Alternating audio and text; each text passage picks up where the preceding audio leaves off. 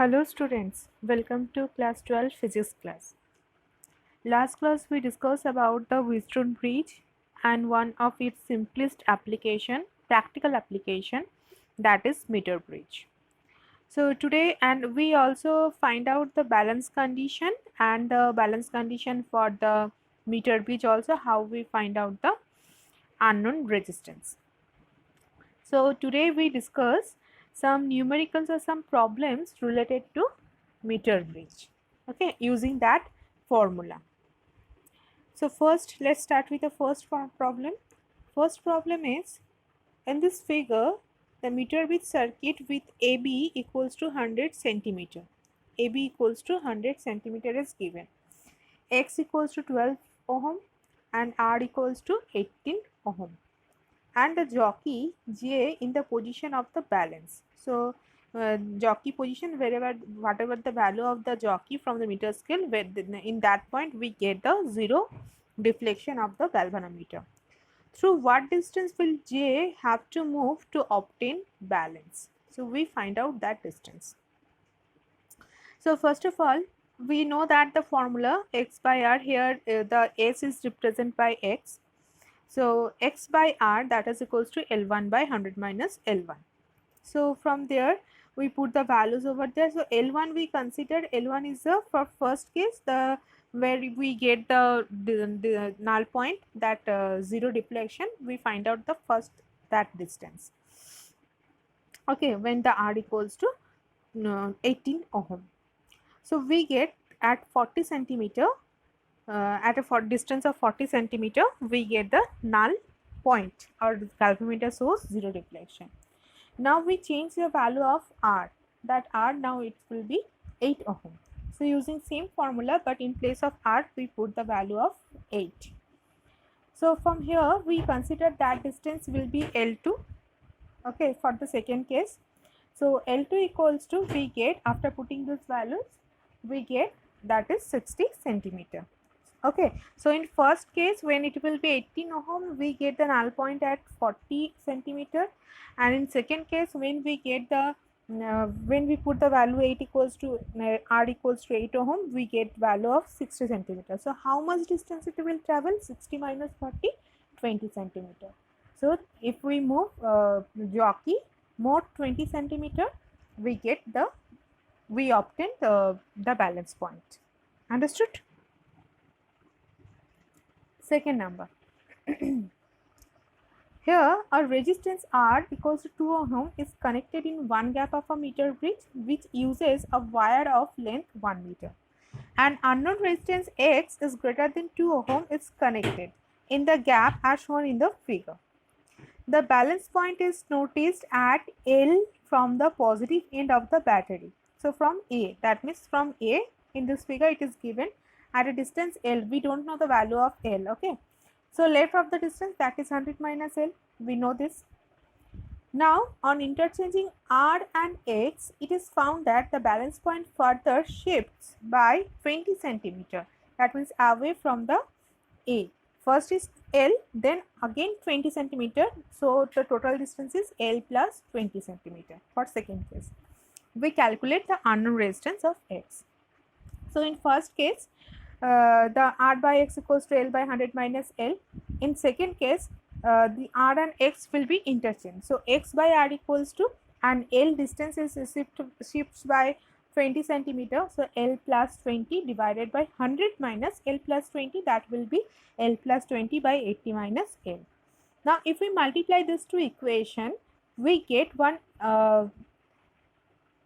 equation that in terms of L, that will be L square plus 20L, that is equals to L square minus 180L plus 8000. So if we calculate, or if we solve that equation, we get the value of L, that will be 40 centimeter. So we easily find out X equals to L plus 20. From this second equation, X by R equals to L plus 20 by 80 minus L. In place of L, we put the value of L into R, that will be 3 ohm. So the value of unknown resistance is 3 ohm. I hope it will understand, it is clear. Okay. Now second number. In this given figure, experimental setup of a meter bridge, the null point is found to be 60 centimeter away from the end A. From A with X and Y position in position as shown in the figure. So wherever we get the null point, that is 60 centimeter from the point A. Now, when a resistance of 15 ohm is connected in series with Y, so with Y another one resistance is connected in series. So total resistance, we know that in series it will be just added Y plus 15. The null point is found to shift by 10 centimeter towards the end of A of the wire. So first it will move 60 centimeter, we get 60 centimeter. Then when we add another one resistance in series with Y, it will shift by 10 centimeter towards the A. Find the position of null point if the resistance of 30 ohm are connected in parallel with Y. Okay. So in first case, X by Y equals to 60 by 40. Is it okay? 60 by 40, that will be 3 by 2. Now in second case, we connect 15 ohm. So now the resistance is X by Y plus 15. That will be 50 by 50. That will be 50 by 50. Understand? So that is equals to 1. So now if we multiply these two equations, we get Y equals to 30 ohm. So X equals to, from this equation, X equals to 3 by 2 into Y. From that equation, X equals to 3 by 2 into Y. So 3 by 2, we put the value of Y, we get the value of X, that is 45 ohm. Now another one, 30 ohm resistance is connected in parallel. So the resistance in right cap, it becomes that Y dash, it is a equivalent resistance. When we parallelly connected, that means 1 by Y equals to 1 by Y1 plus 1 by Y2. So here I will write the directly, I will calculate and I write the answer, that is Y dash represent the equivalent resistance in parallel combination, that will be 15 ohm. So now X by 15, X by Y equals to L by 100 minus L. So X by 15, that is equals to L by 100 minus L, and we get the value of X, that will be 45. So 45 by 15, L by 100 minus L, so L equals to 75 centimeter. So when we connect another one resistance of 30 ohm in parallel with Y, we get the null point at a distance of 75 centimeter. I hope it is understand. It is clear now. Okay. So if you are having any problem regarding these three, so just you inform me or write in a comment box that this problem you cannot understand. So again I will repeat this one in next video. Now another one, application of a Wheatstone bridge. Or in some books it will not written that it is not a application of Wheatstone bridge, because Wheatstone bridge is used to find out the unknown resistance. But the principle, that balance principle also be used here, that null point here also we find out the null point. So we cannot say that the principle is the Wheatstone bridge principle. Its principle little bit different, but yes, some little bit concept about the Wheatstone bridge, it's used here for doing this practical. So potentiometer. Potentiometer, the name potentio means potential. Potential, it is measured the potential difference. Okay, that's why this device name is potentiometer. It acts as an ideal voltmeter. Ideal voltmeter means whose resistance is infinite. But normally whatever the voltmeter we use for practical purpose, their resistance is not infinite resistance. So we cannot use that voltmeter in other purposes to compare the EMF, to find out the internal resistance. So to overcome that difficulty, we use this device. This device has infinite resistance, and that's why we can say that potentiometer is an ideal voltmeter. It does not draw any current from the circuit, but still it measures the potential difference. So if current is not drawn from the circuit, that means current I equals to 0, that means resistance is infinite. That's why current does not drawn from the cell. Whenever you do this practical, you see that there is a very less amount of voltage is or potential is applied, and it does not draw any current from the circuit. Okay. So how we can define a potentiometer is a device used to measure an unknown EMF or potential difference accurately. That's why this name is written over there, potentiometer. So if we connect any battery whose EMF we don't know what is its EMF, so one practical also be there to compare the EMF of between two cells, another one to find out the internal resistance. Two practicals also included in your syllabus. So how to find out that one? That we calculate if we use any one cell whose EMF we don't know, to using that some procedure also be there. Using that jockey we find out the null point. And potentiometer little bit different from the meter gauge. In meter gauge only 1 meter wire is there, but the potentiometer, there is two types of potentiometers available in the market. 4 wire, that means 1 meter, 1 meter, 1 meter, that means 4 meter wire potentiometer also we use for practical purposes. Otherwise we use the 10 wire, that means first wire is 1 meter, then second wire 1 meter, third wire, like this way 10, and 10 number of wire, that means 10 into 1 meter, that is 10 meter wire also we use. In our practical lab we use the 10 meter wire, and it will be divided in 10 rows, and each rows contain 1 meter wire. So whenever we find out the balance point, suppose you get the balance point at third wire, that means you already covered 1 meter, 2 meter, that means 100 centimeter, 200 centimeter. Then in third wire, suppose at 50 you get the null point. So what is your total distance? That is 100 plus 200 plus 50, that means 100 plus 100 plus 50, that means 250. This will be the your L. That L, that distance traveled by the jockey, we get the null point, that will be 250. Like this way we calculate where we get the null point. If you get the null point at fifth wire, that means 400 complete, 400 centimeter plus fifth wire where you get suppose at 60, that means 460 centimeter, distance is 460 centimeter. Like this way we find out the null point in a potentiometer.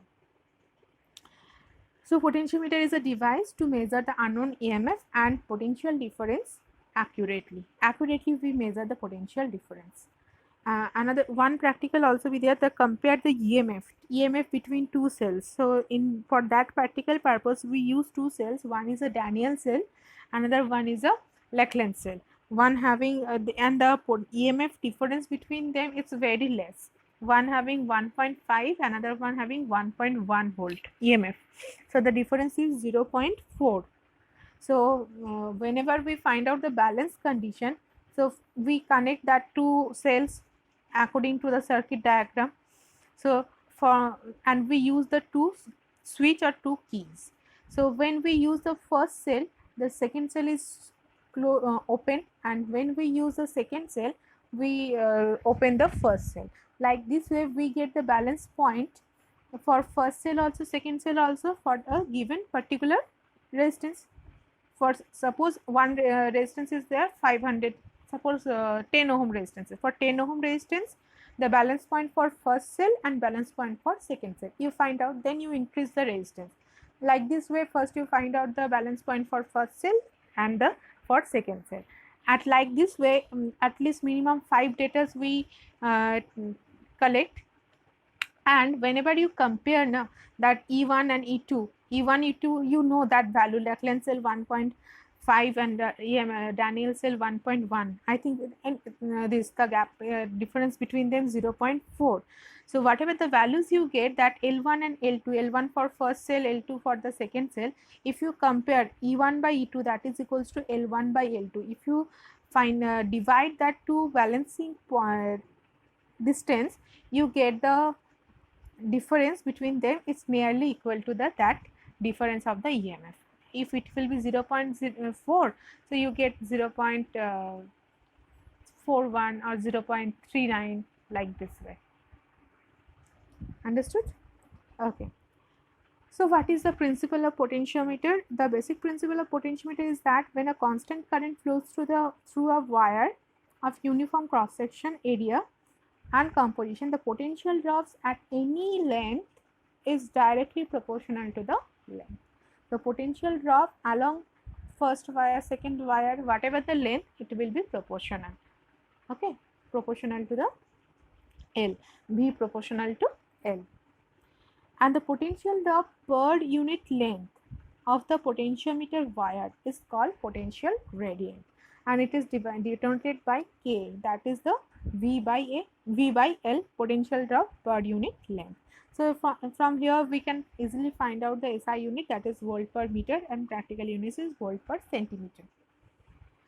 So this is the that principle I will explain here. So here I will draw only the one wire, okay, only A and B, across A and B for understanding purpose.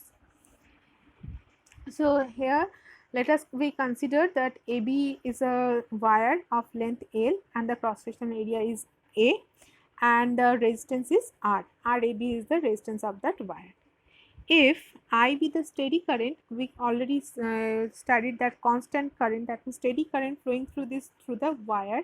So let us consider the potential difference across the wire, that is VAB. And the resistivity or the specific resistance of the material wire, suppose that will be rho. So we know that the potential drop across the length of the wire is directly proportional to each other. So we know that this formula R equals to rho L by A. So here RAB, that is equals to rho LAB, because AB represent that wire, divided by A represent the cross sectional area. So from Ohm's law, what we have, VAB equals to I into RAB. So VAB equals to, in place of RAB we put that values, that expression rho LAB by A. So rho I by A into LB. So rho I by A, that is equals to what? So from that one we get the equation number 1. So I equals to VAB into A by rho into LB, that will be equation number 1. I hope up to this it is clear. First we write down the equation between the resistance and the resistivity. R equals to rho L by A. Now using the Ohm's law, V equals to IR. In place of R we put that expression in terms of resistivity, and we just arrange this like this way, and we find out the equation of current I equals to VAB into A by rho into LAB. Now we consider here in this figure, you see that here we consider at point P we get the null point, zero deflection, and the length of the wire between A and P will be LAP. Okay, thus the resistance of the wire of that length will be RAP, is given by RAP equals to rho LAP by A, within that range only, A to P. Here this equation number 1 we find out across the whole wire. Now we find out in between A and P. So like this way, same way we find out the equation number 2, VAP equals to I RAP, because I is a constant flow, steady flow. So in case of first case, the whatever the I, in second case we also use the same I, steady current is there. Now from equation 1 and 2, what we can write, in place of VAP equals to V, in place of I we put this equation number 1. So VAB A by rho LAB into R, in place of RAP we write down that equation rho LAP by A. So the quantities in bracket VAB is constant, because the potential across the wire it will be constant, area of cross section is constant, rho is constant, and I is constant. So this whole term within the bracket, this will be constant. So if we remove this constant term, so we can write V proportional to I. So VAP is proportional to IAP. So when a constant current flows through the wire, then a potential difference between any 2 points of the wire is directly proportional to the length of the wire between these 2 points. I hope it is clear. Okay, once again I just in short I will repeat. First we find out, we consider one wire of uniform cross sectional area A, that is AB, its length is L and its resistance is R, and we consider steady current that flows through the wire, that is I. Now the potential difference across the wire, that is VAB, it will be constant and its resistivity is rho. So from the equation we can write, we know that the equation R equals to rho L by A, we put it over there, we use the Ohm's law. In place of RAB we put that equation and we find out the equation of current I. Now we can see that when we moving the jockey over the wire at point P, we get the 0 point, zero deflection. So in now the length is AP, that length is LAP. So within that length the resistance of the wire is RAP and the potential is VAP.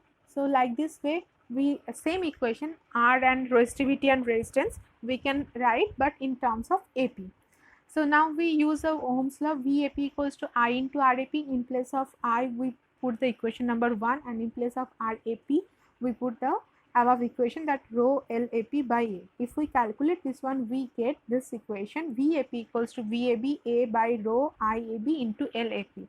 Now the bracket term is a constant term. If we remove that one, so we can write VAP is proportional to ILAP. So that means if a constant current flows through the wire, then the potential difference between any two points is directly proportional to its length. Okay. Now the construction of potentiometer. This is the diagram, circuit diagram of potentiometer. You see that here only two wires it is shown, but in normally we use a 10th wire. Like this way it will be connected. A, then after that, then up to B it will be connected through the copper plate. A is the ammeter, plus minus over there. 2A is there. One is the point A, that from where the wire connecting wire is started, from A to left side. Here it will, you see that this is 100, then this is 200, then again 200 this side. Like this way it will be 100, 100, 200, 300, 400. Okay, and from A we connect the another one terminal. So from A, at point A we get the three connection. You see that one is the wire connection, another one is a galvanometer connection, another one is a ammeter connection. Ammeter negative is connected to the A point. So whenever you connect the potentiometer, you have to remember that starting point, if you consider A as a starting point, from A you connect the three connection. One connected the galvanometer positive, one connected the wire already connected over there, another one is the ammeter. E is the accumulator or the battery, RH is the rheostat, K is the key, J is the jockey, AB is the potentiometer wire, and that is each length is each row is 100, 100, 200, 300, 400. Here fourth wire is used. For diagram in many books you see that this diagram only, fourth wire. It is simple, that's why we draw the four wire diagram of the potentiometer. But whatever the function of this, the construction of potentiometer for this one and for 10th wire, it is same. Just many wires, the number of wires is increases. So our potentiometer consists with a uniform wire AB, several meters long. It's stretched between 2 points A and B on the wooden board. This is also placed on the wooden board. A battery having sufficient large EMF is connected between A and B of the wire. On closing the key, current will flow through the wire. The current in the wire can be adjusted by adjusting rheostat connected in series with the battery. The battery maintains the uniform potential gradient, that means potential drop per unit length along the length of the wire. The rheostat we use because from rheostat we can increase or decrease the resistance. If we increase or decrease the resistance, then the current also increase or decrease. Okay. So advantages of potentiometer over a voltmeter. So already we discussed that the voltmeter, normally whatever the voltmeter we use, they do not have the infinite resistance. but they also drawn some current from the circuit, but the potentiometer does not drawn any current from the circuit, and still it will measure the potential difference between the 2 points. So we can say that the potentiometer is a ideal voltmeter. Ideal voltmeter means voltmeter which has a infinite resistance. So a potentiometer can be used to measure the internal resistance of a cell which cannot be measured by the voltmeter. This is one application of the potentiometer. One is the compare of the EMF. Already we discussed that procedure E1 by E2, that is equals to L1 by L2. Another one application, that is using this potentiometer we can find out the internal resistance of any cell. A potentiometer can be to measure EMF of a cell which cannot be measured by a voltmeter. When a voltmeter is connected in a circuit, it draws current through the circuit and thus can measure the potential difference across the cell terminals. When the potentiometer is connected in a circuit, it draws no current when the null point is obtained. Thus, when null point means zero current, no current flows through the circuit. That's why the calorimeter shows the zero current. That's why we obtain the null point. So that's why we say that the potentiometer does not draw any current from the circuit. When we get the null point means no current flows through the circuit. When the potentiometer is connected in a circuit, it draws no current when the null point is absent. Thus, it measures the EMF of the cell. So the voltmeter connected measured the EMF potential difference across the cell terminal. But it is a potentiometer is used to measure the EMF of the cell. And you know what is the difference between the potential difference and the EMF. Already in the first 2 videos we discussed clearly EMF, electromotive force. Another one is a potential difference. A potentiometer can be used to measure extremely small potential difference accurately, which cannot be measured by the voltmeter. It can be done using a very long wire by adjusting very small potential gradient.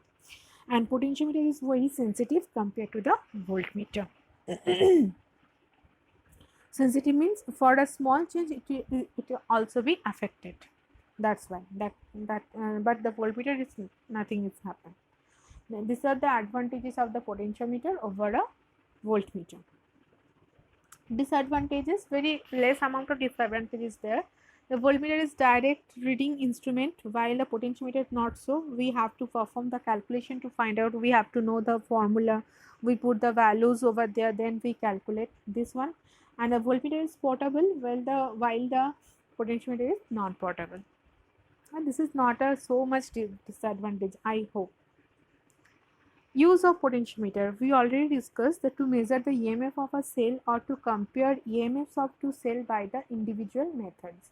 We can find out, this is a circuit diagram to compare that. Here you see that two cells E1 and E2 are connected across that K2. This is called three-way key.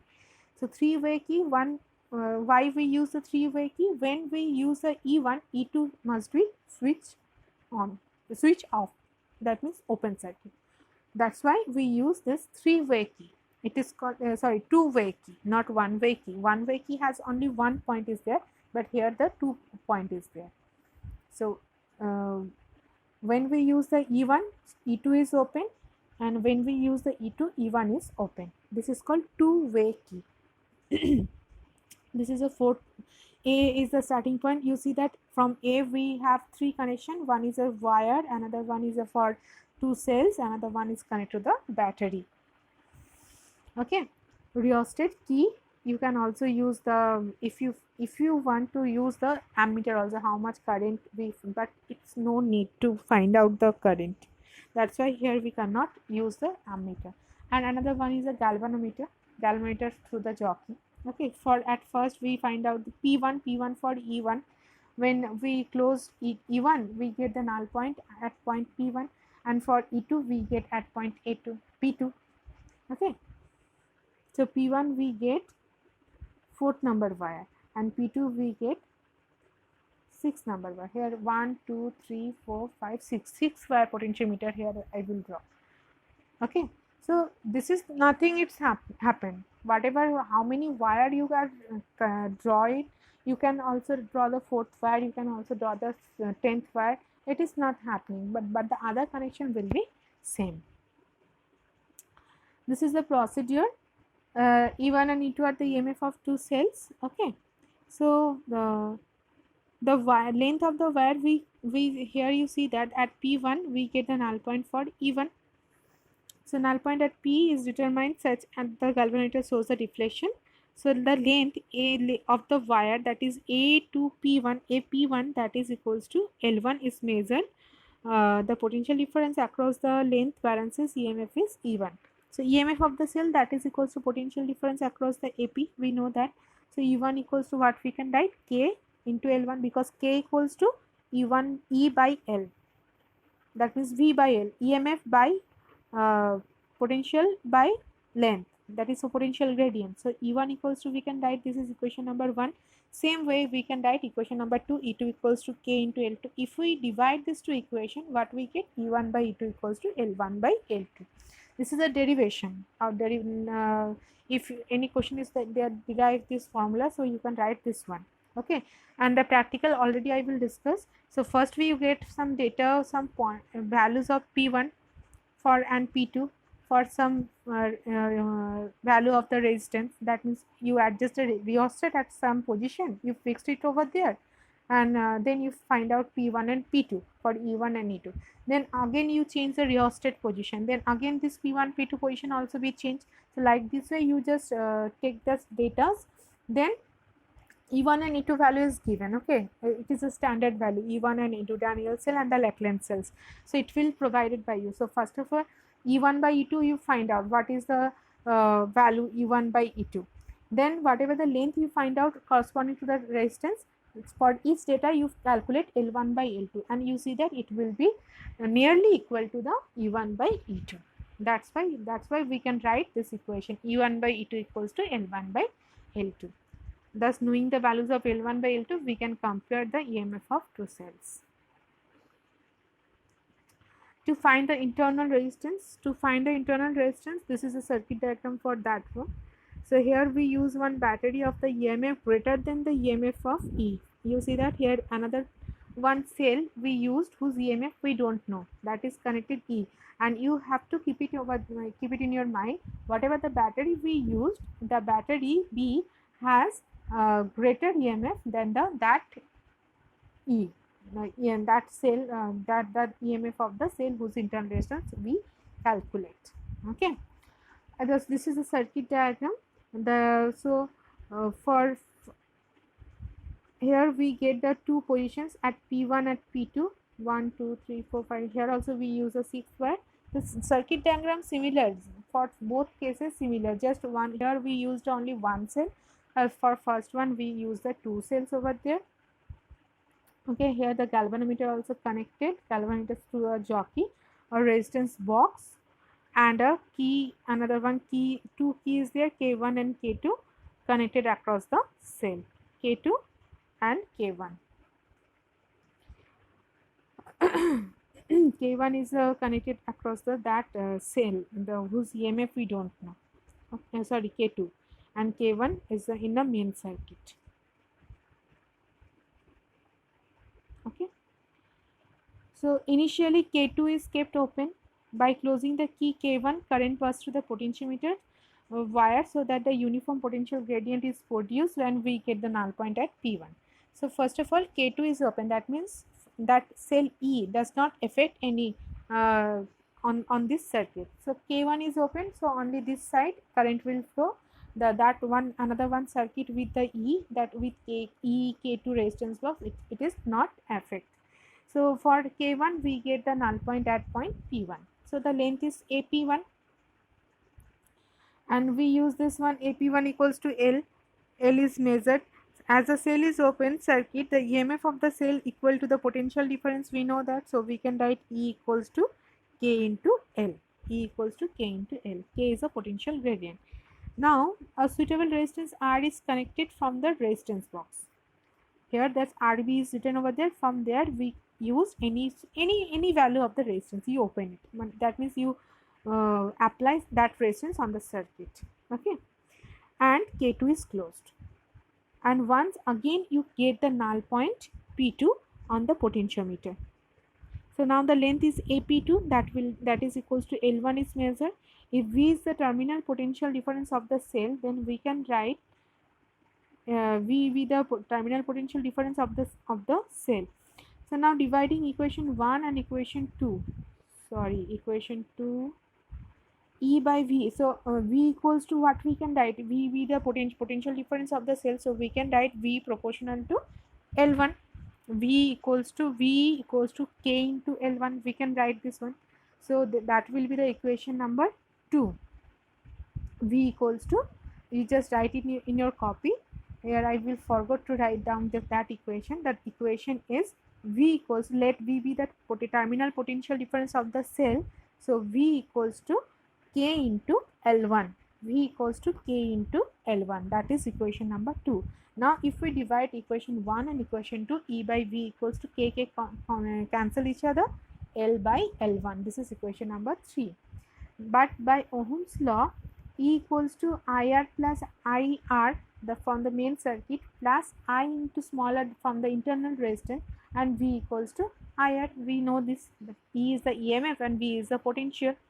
Now if we put this value in equation number 3 and if we calculate over there, we get another one formula to find out the internal resistance, that is R. R equals to small r into L by L1 minus 1. So if we know the value of capital R, if we know the value of L and L1, we can easily calculate the internal resistance of the cell using this formula. So just once here, sorry for that, here by mistake I will write down, I forgot to write down the equation number 2. That will be V equals to K into L1. That is equation number 2. Please write down in your copy. Equation number 1, you know that this is in terms of EMF, but now the K2 is closed. Okay, so the potential V potential terminal potential difference of the cell, that will be V equals to K into L1. That is equation number 2. After that you write this one. So this will be the formula to find out the internal resistance. R equals to small r equals to capital R into L by L1 minus 1. I hope it is clear now. Okay. So these are the practical application of potentiometer. In practical lab, we also perform these two application. That is to find out the internal resistance and compare the EMF of two given cells. So whatever the cells we use for practical purpose, that will be Lakeland cell and the Daniell cell. They having the standard value, and we have to prepare that cell in the lab also. Okay. In any videos, I will also explain how to prepare the Daniell cell and how to prepare the Lakeland cell. And if you connect after preparing, if you have two terminals over there, positive and negative, so if that Lakeland cell has 1.5 volt, so using that two terminals, if you connect across the voltmeter also shows that 1.5 up to 1.5 the needle will move. After